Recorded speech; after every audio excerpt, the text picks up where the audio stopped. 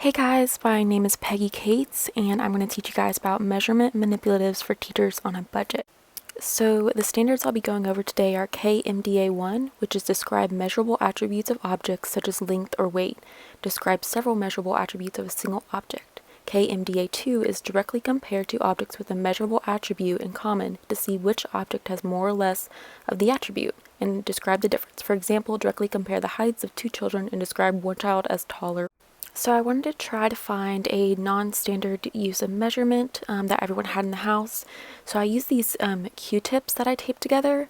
I thought this would be a fun use of a household item for kindergartners. They're just taped together.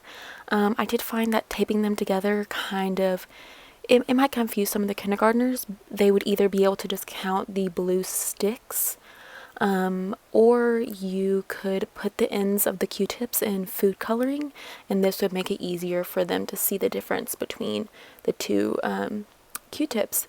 But they can measure their height by using this and kind of fill in worksheets describing themselves as taller or shorter than one of their classmates, and say, I'm 10 Q-tips tall.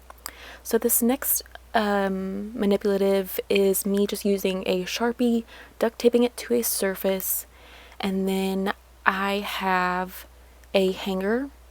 On this hanger I have 2 cups with a different amount of Q-tips.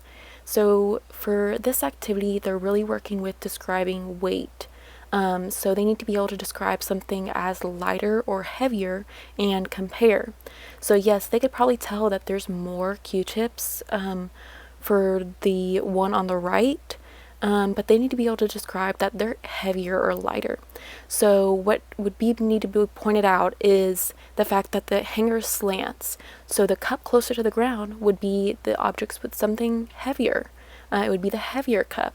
So you could really put anything in here. I used Q-tips just for the sake of consistency during this video.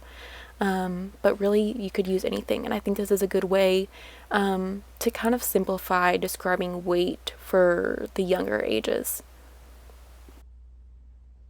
So in this next activity I am using a different material.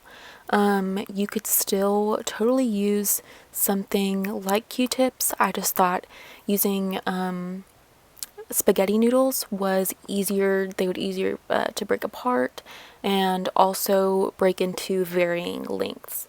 So you could do both of these activities, or all 3 that I've shown you, with straws.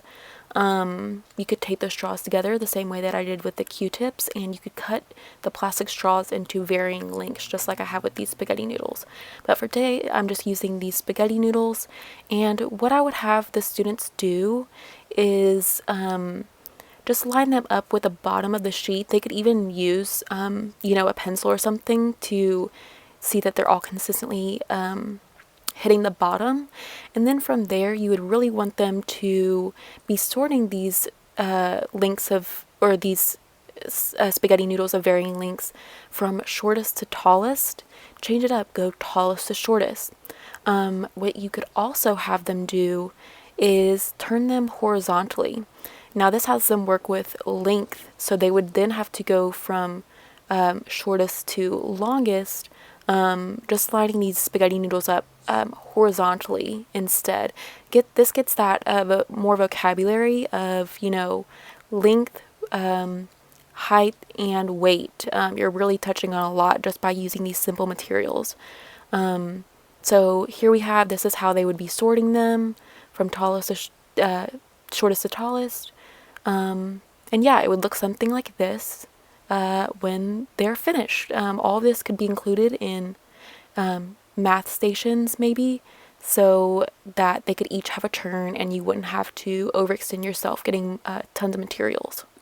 I hope you guys enjoyed watching this, and I hope you're able to use this in your own classrooms. Thank you so much for watching.